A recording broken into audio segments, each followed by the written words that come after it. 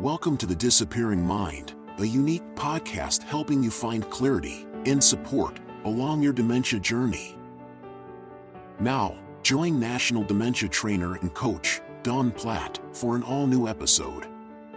This episode of The Disappearing Mind is brought to you by Discovery Senior Living. Hello, friends, and welcome back to the Disappearing Mind podcast.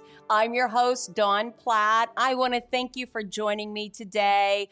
And with me today, I have a friend and a colleague. I'm going to tell you about her in just a minute. But we are going to unpack a topic in and around the benefits of fitness for seniors with dementia. It's never too late. I want to welcome to the podcast a personal friend and a colleague, Tamara Bowen. Welcome, Tamara. Thank you so much, Dawn. It's a pleasure to be with you. I want to talk a little bit about who you are. You're a very special person, but you are probably one of my friends that is really most into wellness and fitness, and you live your life that way. But not only have you lived your life that way, you have helped seniors nationwide live their life that way. Tell us a little bit about yourself and how you got started in fitness. Oh, Dawn, I have been in fitness since I was 5 years old. I started playing softball. And as we all know, the benefits of physical and cognitive exercise together, I was hooked. So I have been involved in coaching and training, and not only for myself, but working with teams. And then as I got into the senior living industry, of course, I'm going to bring that right along with me. Absolutely. So Tamara Bowen is the National Director of Celebrations and Fitness at Discovery Senior Living. She oversees multiple communities nationwide. And for those of you who don't know, Celebrations is really about social and leisure type activities. And Tamara has put together some really great programs that we're going to talk about at the end of the podcast, where she can share some of the things that you might be interested in. But before that, I want to talk to you specifically and stay in line with dementia. There is this thought process, not only as we age, that perhaps we should slow down a little bit, but beyond that, when people have a diagnosis of dementia, oftentimes it's thought or perceived that maybe they should slow down. Maybe they shouldn't move as much, exercise as much, or do as much. And that is really a myth. So the truth of the matter is that movement can be one of the most healing and beneficial, life-enhancing things that we can do for ourselves now and even as we age, and especially if we're living with dementia. Tamara had said this to me, and I put it in the podcast. It's never too late to start. So, Tamara, what do you mean by that? Well, Dawn, it's never too late to start because improvement happens at any age. And I like the way you use the word healing, because I say that movement is medicine. At any age, whether you are 4 or 104, it supports independence, it reduces fall risk, it improves heart, lung, and joint health. It increases blood flow, which supports memory and thinking skills. It can improve both short-term and long-term memory, partly by increasing the volume of the hippocampus. It enhances attention, which is supported by our prefrontal cortex. Exercise improves executive functions such as planning, problem solving, and decision making. Exercise can improve the speed at which the brain processes information, and studies show that regular physical activity is linked to lower the risk of cognitive decline and dementia by up to 30%. It can also improve mood and reduce anxiety and depression. Dawn, have you ever woken up and you've been a little stiff and sore from that long night's rest? Very often. If you can get yourself out of those comfy covers, go for a walk, do yoga, dance, swim, whatever, just move. The hormones released when you move boost your mental health, regulate metabolism, and they act as natural pain relievers. So guess what? That stiffness goes away, that soreness goes away. And what does that do? That makes us a happier person for the rest of our day. Well, sign me up. Sign me up. If it does all of that, I want to be a part of that. And I think our audience will too. So you unpacked that very well, Tamara, as I knew you would. But let's talk a little bit about, you could work in any sector, right? I mean, you live this life. You don't just talk about it, train it, lead people, you live it. But why did you start your journey in working with older adults? And tell us about that passionate side of your work. Absolutely. Well, when I started working in the communities years ago, I would see residents come down and they would maybe watch a Zumba class because they liked the instructor. And then they'd go outside and maybe smoke a cigarette. And then they might go have some coffee. So I'm seeing non movement, I'm seeing bad nutrition, and they are at least being social. But my passion was to get these people moving for the reasons that I just described. Movement isn't just exercise, it's also socialization, it's freedom, it's independence, it brings joy. When we have our classes in our communities, they're experiences that people connect. They have a sense of purpose to get out of bed in the morning, and it creates that sense of community. So when you see the residents thrive as they begin to get involved in your fitness programs, if they come to your classes, as they meet in the gym, a lot of the men work their mouths out as much as their body, but that's important too, the socialization of fitness. Tamara, I want to ask the big question, and maybe you and our audience are thinking this right now. I know I've thought it. Is it too late? Could I really start now? Is it going to make any difference for me? But why is movement and fitness so critical, but especially critical for those of us who are aging and maybe those who are older, living alone or living in senior living? Can we really start now? Is it not too late? It's never too late. And Dawn, you don't have to do a marathon. Consistent small steps create really big results. It's just that act of starting somewhere. Yeah. So you don't have to come to the fitness class, but get up and ask your friend to go for a walk with you. Maybe try a nice swim in the pool on a hot summer day. Well, I think those are great ideas, and I think those are much more practical. Oftentimes, when we hear about fitness and we're aging, we look at things that are out of our league. You just don't start running a marathon. You don't start being a triathlete. Before we unpack everything, I want to talk to you and dive into a few practical things and some statistics that I want to talk about. Recently, the Alzheimer's Association had their annual gathering. This past July was in Toronto, and they brought together leading doctors and researchers, and they reported some interesting things.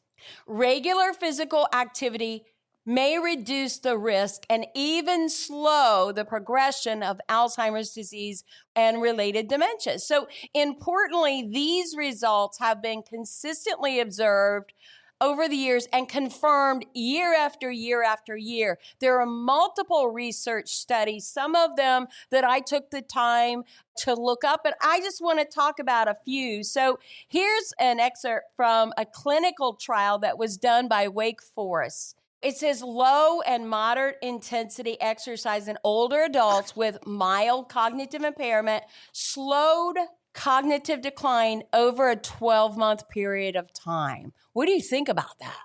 I believe it. They said before, movement is medicine. It increases that blood flow to the brain. Yeah. That supports memory and thinking skills. Of course, that's going to be accurate. Well, tell us a little bit, what is light exercise? Is that like a light soda? No soda. I am not a soda fan. Water. Water, okay. We'll get to hydration later. But no, some of the simple things that you can do, and it's also nice if you're a caregiver to do these things. Walking. We can all walk, God willing. It's simple, it's free, it can be combined with errands. We call that functional fitness. A nice walk along the property, outside, looking at the beautiful flowers. Mm-hmm. Another good exercise is Tai Chi. A lot of our communities incorporate that because it's gentle, it's low impact. It also promotes balance and it promotes meditation and relaxation. I always believe in water. I see great success with people that have joint pain in their knees or hips if they can get into the water. Oh, You wow. you can Yeah. do all kinds of aqua sizes that help. And of course, we have stretching, we have yoga, we have chair classes and standing classes that have yoga. And I am a big believer, as you know, also, I live this in my life. You can do strength training. In the gym, you can do chest presses and leg extensions. So important for getting out of a chair and reaching. So, what would you recommend for somebody who's interested in getting started? Maybe they're 78 years old. I heard you talk about adapting fitness at any age. So, how would somebody get started, whether they were at home or in a senior living community? What does that look like? Sure. Well, I mentioned functional fitness before, but let's say if you're in your house, what a great activity is gardening. It combines exercise, it combines relaxation, and it gives you that sense of purpose as you see the garden grow. That's a great way to start. That's called exercise. Absolutely. So, um, so we're overthinking this, house, right? Is that what you're saying? We're overthinking what exercise is? I love that you said that. That's a perfect way to describe it. Our household chores are exercise. Washing dishes, sweeping the floor, folding the laundry, all gentle movement and engagement. So we don't have to go run a marathon. Well, that's good. I know a lot of people who do a lot of chores and activities and things and probably don't even look at that as physical movement. But certainly now that you're saying it, it is. And I think that's important. I want to kind of get into a personal story here. Well, actually, a couple of them, and I'm sure that you have one. But our message really stands in and around diagnosis and dementia as it progresses and movement.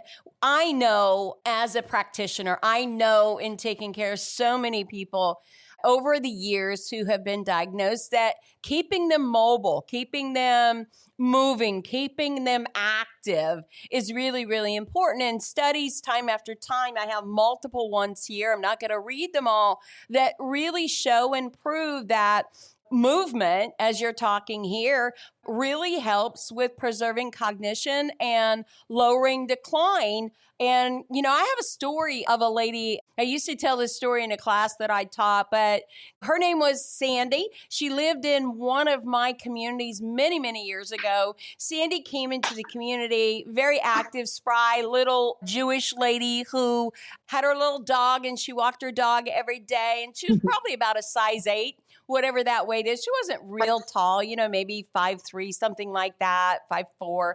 But Sandy came to live with us. And as she came to live with us, her dementia progressed. And it progressed pretty rapidly.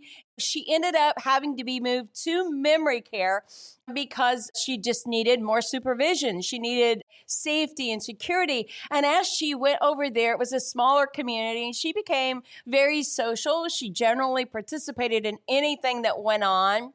With that, the staff really adored her and got to know her and loved her. Well, as her dementia began to progress, we began to give her things, as we Americans do, especially Southerners. If I like you, Tamara, I'm not going to give you one piece of pie, but an extra big piece of pie. And, I'm going to pile your plate a little bit more. And because of the progression, Sandy didn't eat like she used to. And her daughter really was not very happy about that. But the staff was not going to stop Sandy. And actually, we equate food with love or caring about people. And that's exactly what happened. And as the year went by, and a couple years before we knew it, Sandy had packed on 45 pounds. And this little lady that used to walk her dog, the dog eventually had to go live with the daughter because Sandy was unable to care for the dog later.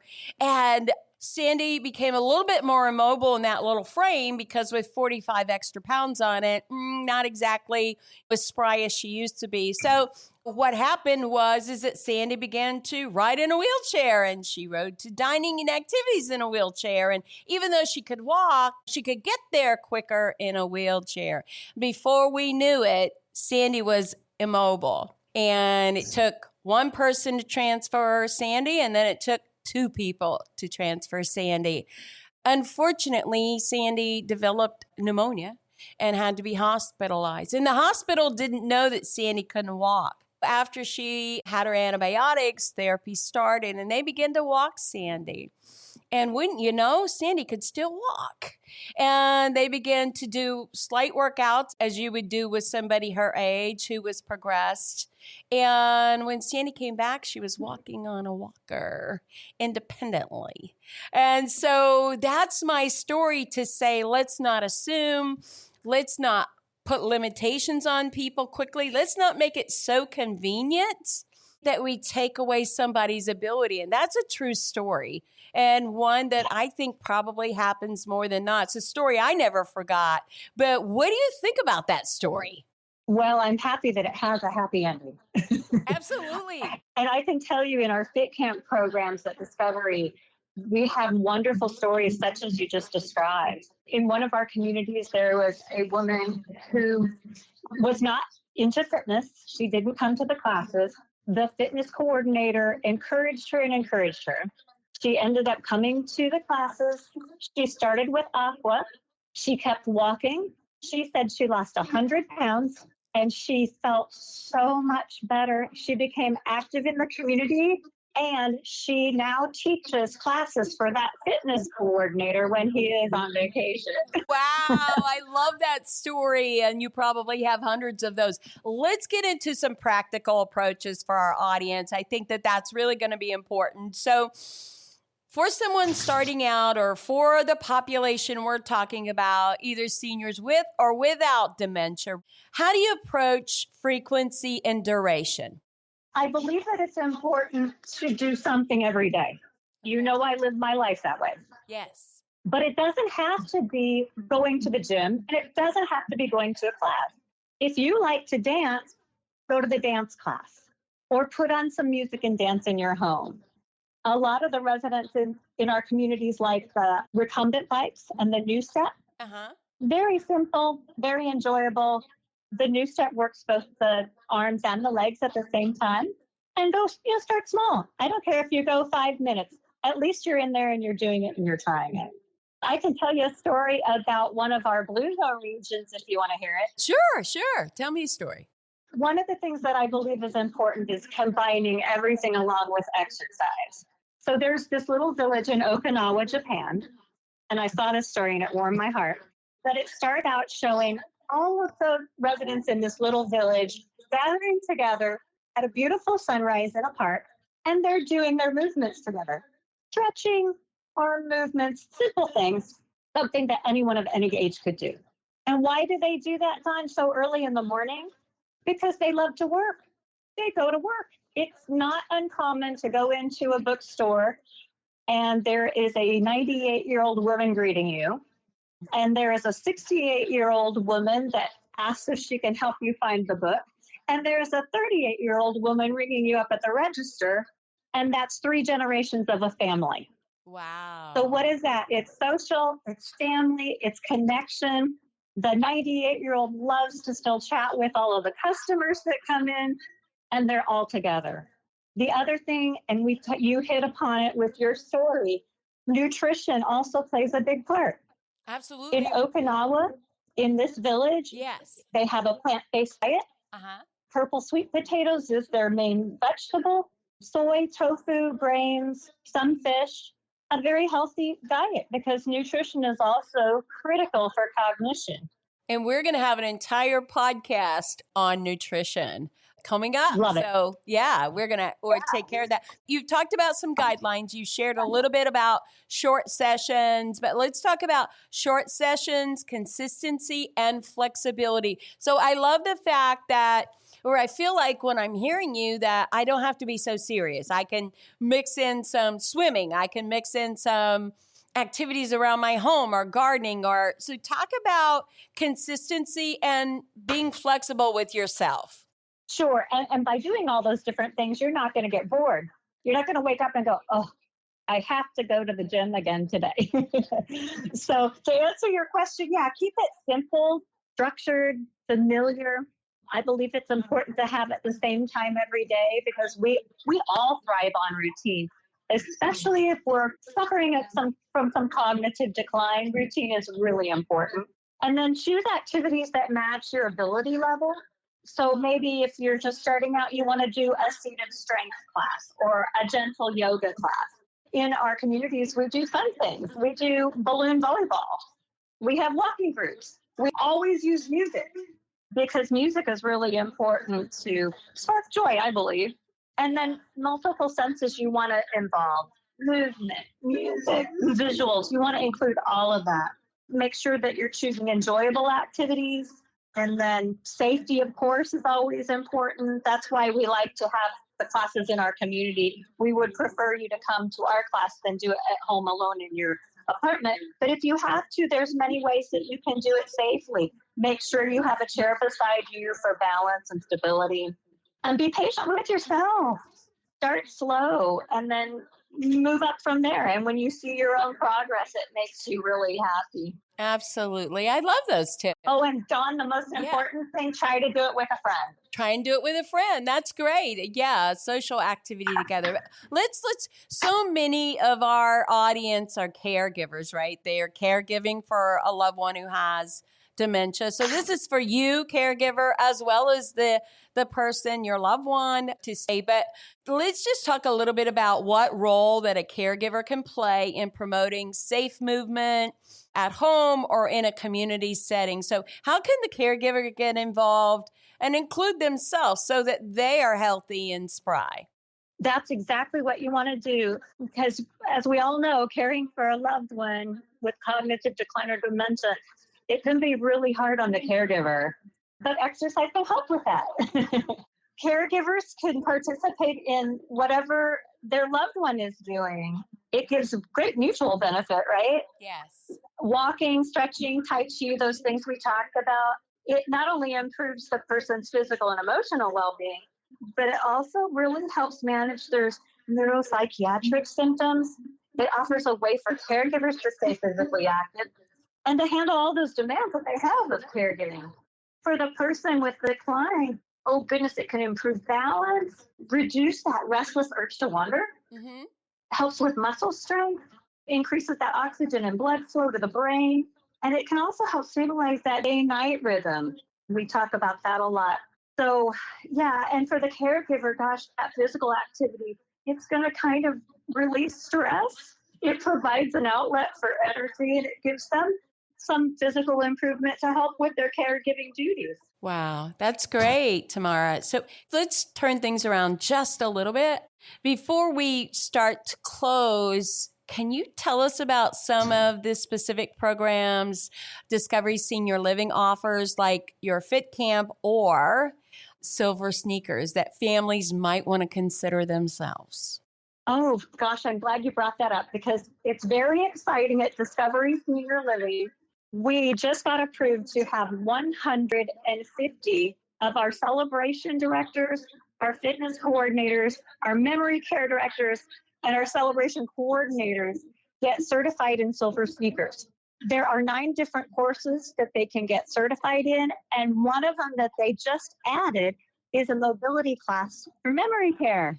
Yay! So you were talking about kind of structured and repetitive movement.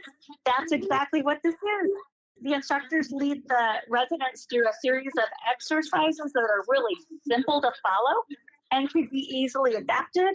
They have chair-based options. The focus is on gentle, low-impact movements to improve their range of motion and their functional fitness. And it also emphasizes fun and social connection. So I'm really excited about that one. Yeah, that sounds really amazing. I want to know There's more another about one too, Dawn, that they just added. Yeah?